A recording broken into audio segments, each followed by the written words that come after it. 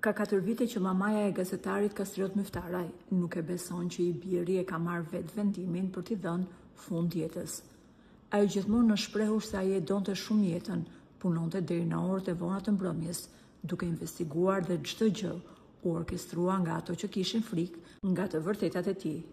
Gjurmët që gjeti policia në shtëpi ishin të dyshimta, por faktet ishin të pakundërshtueshme.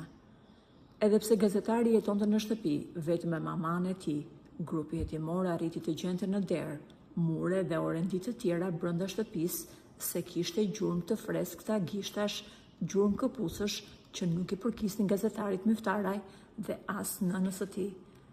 Pas një hetimi të thelluar rezultoi se ato ishin shenjat e gishtërinjve të shokut të ngushtë të Myftaraj, i cili është gazetar dhe analist në ekrane televizive.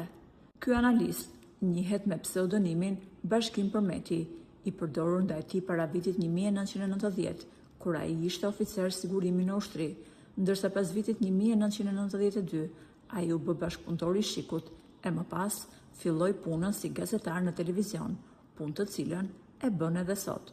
Mamaja Myftaraj ka deklaruar se ai kishte një vit që ju afrua të birit dhe i bënte vizita të shpeshta në shtëpi, madje her pas here kanë konsumuar drekën bashk.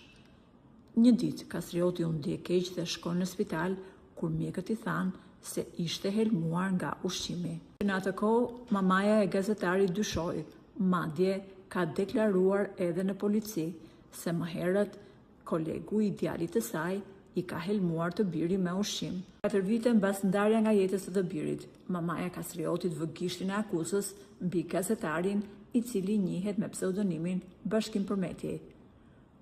Ajo ka dërguar fakte të tjera në prokurori dhe hetimet janë rehapur, e mbi bazë të dosjes hetimore dhe provave të gjetura, pritet arrestimi i mikut të ngushtë të Myftaraj si personi që ka orkestruar ngjarjen e rëndë.